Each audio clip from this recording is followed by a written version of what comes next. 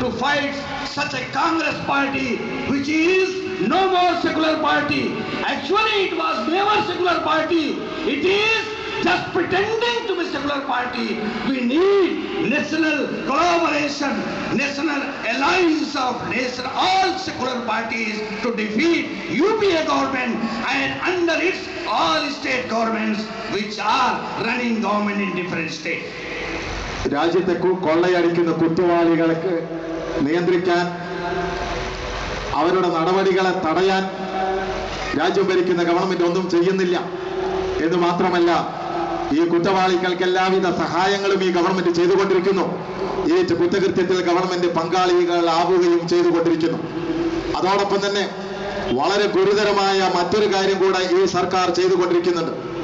അത് നമുക്കറിയാവുന്നതുപോലെ രാജ്യത്തിന്റെ മതനിരപേക്ഷതയ്ക്ക്, രാജ്യത്തിലെ സാമുദായിക ഐക്യത്തിന് ഹാനി വരുത്തുന്ന എല്ലാ ഗൂഢാത്മക ശക്തികൾക്കും പ്രത്യക്ഷവും പരോക്ഷവുമായ സഹായവും കോൺഗ്രസ് ഗവൺമെന്റ് ചെയ്തുകൊണ്ടിരിക്കുന്നു എന്നുള്ളതാണ് സത്യം. നമ്മുടെ രാജ്യത്ത് 2001 ശേഷം ഒരുപാട് സ്ഫോടനങ്ങൾ ഉണ്ടായി. മക്ക മസ്ജിദിന്റെ സ്ഫോടനം, മലേഗാവിന്റെ സ്ഫോടനം, സംസ്ലോത എക്സ്പ്രസ് സ്ഫോടനം, അജ്മീർ സ്ഫോടനം, നാഗ്പൂർ സ്ഫോടനം, ജയ്പൂർ സ്ഫോടനം തുടങ്ങി ഒരുപാട് സ്ഫോടനങ്ങൾ ഉണ്ടായി. ഈ സ്ഫോടനങ്ങൾ ഉണ്ടാകുന്ന മാത്രയിൽ തന്നെ കുറ്റവാളികൾ വളരെ പെട്ടെന്ന് കണ്ടെത്തപ്പെടുന്നു, അവർ തടവിലാക്കപ്പെടുന്നു. 1500-ലധികം മുസ്ലിം ചെറുപ്പക്കാർ ജയിലുകളിലാണ് ഇപ്പോഴും എന്ന കാര്യം നാം ഈ സന്ദർഭത്തിൽ മനസ്സിലാക്കേണ്ടതുണ്ട്. അസുമാനന്ദ സ്വാമി കാര്യങ്ങൾ വെളിപ്പെടുത്തിയപ്പോഴാണ് ഈ സ്ഫോടനങ്ങളുടെയൊക്കെ പിന്നിൽ ഹിന്ദുത്വ കാവ്യശക്തികളായിരുന്നു എന്ന് തെളിഞ്ഞത്. അസുമാനന്ദയുടെ കുറ്റസമ്മതത്തിൽ അദ്ദേഹം വളരെ കൃത്യമായി കാര്യങ്ങൾ പേരെടുത്ത് പറയുകയുണ്ടായി. ഈ ബോംബ് സ്ഫോടനങ്ങളിലെ പിന്നാമ്പുറം ഹീനശക്തികൾ അദ്ദേഹം തുറന്നു കാണിച്ചു. അതിലെ കുറ്റവാളികളെയും പ്രതികളെയും സ്വാമി അസിമാനന്ദ തുറന്ന് കാണിക്കുകയുണ്ടായി. അദ്ദേഹം കുറ്റസമ്മതവും നടത്തുകയുണ്ടായി. പക്ഷേ ഈ സ്ഫോടനങ്ങളുടെ പേരിൽ അറസ്റ്റ് ചെയ്യപ്പെട്ട ആളുകളൊക്കെ മുസ്ലിം ചെറുപ്പക്കാർ ഇന്നും ജയിലുകളിലാണ്. പ്രത്യേകിച്ചും BJPയും കോൺഗ്രസും ഭരിക്കുന്ന സംസ്ഥാനങ്ങളിൽ അവർ ജയിലുകളിലാണ് എന്ന കാര്യം നാം മനസ്സിലാക്കുക. അവരെ വിട്ടയക്കാൻ യാതൊരുവിധ ശ്രമവും ഈ ഗവൺമെന്റ് ചെയ്യുന്നില്ല. മതനിരപേക്ഷതയുടെ കാവലാളികളാണ് തങ്ങളെന്ന് വീർവാദം നടത്തിക്കൊണ്ടിരിക്കുന്ന ഗവൺമെന്റ്. പക്ഷേ നിരപരാധികളെ വിട്ടയക്കാനുള്ള ആർജവം ഗവൺമെന്റ് കാണിക്കുന്നില്ല. ആന്ധ്രാപ്രദേശിൽ മാത്രമാണ് ഏതാനും ആളുകളെ വിട്ടയച്ചത്.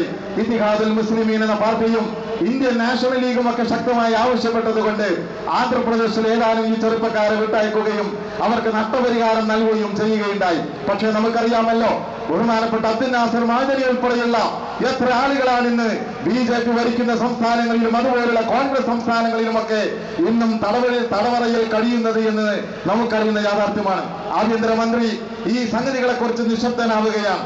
കോൺഗ്രസ് നിശബ്ദത പാലിക്കുകയാണ്. കോൺഗ്രസ് ഒരു ഭാഗത്ത് നിശബ്ദത പാലിക്കുന്നു, മറുഭാഗത്ത് വിശ്വ ഹിന്ദു പരിഷത്തിനും BJPക്കും കോൺഗ്രസ് RSSനും അനുകൂലമായ നിലപാടുകൾ സ്വീകരിച്ചു കൊണ്ടിരിക്കുകയും ചെയ്യുന്നു. ഏതേതൊക്കെ കാര്യങ്ങളിലാണ് RSSനും വിശ്വ ഹിന്ദു പരിഷത്തിനും കോൺഗ്രസിന്റെ സഹായം കിട്ടാതെ പോയത് എന്ന് നമ്മളെന്നാ പരിശോധിക്കുക. കോൺഗ്രസിന്റെ സഹായം ഉണ്ടായിരുന്നു. ഇതാണ് കോൺഗ്രസിന്റെ കപടമായ ഇരട്ട മുഖം എന്ന് നാം മനസ്സിലാക്കേണ്ടതുണ്ട്. ഈ കപടമായ ഇരട്ട മുഖത്തിന് ശക്തമായ തിരിച്ചടി നാം നൽകേണ്ടതുണ്ട്. ഒരു കാര്യം അസന്നിഗ്ധമാണ്, വളരെ വ്യക്തമാണ്. ഇതുപോലുള്ള കാപട്യം ഇടതുപക്ഷ പാർട്ടികളുടെ ഭാഗത്ത് നിന്ന് ഉണ്ടാകാറില്ല എന്നുള്ളത് സത്യമാണ്. അതുകൊണ്ട് തന്നെയാണ് ഈ കാര്യത്തിൽ ഇടതുപക്ഷ പാർട്ടികളോടൊപ്പം ഇന്ത്യൻ നാഷണൽ ലീഗിനും ഈ നിലപാടിൽ ഒരു ഏകീഭാവം ഉള്ളത് എന്ന് നമുക്കറിയാവുന്ന ഒരു കാര്യവുമാണ്. ഈ കപടന്മാരെ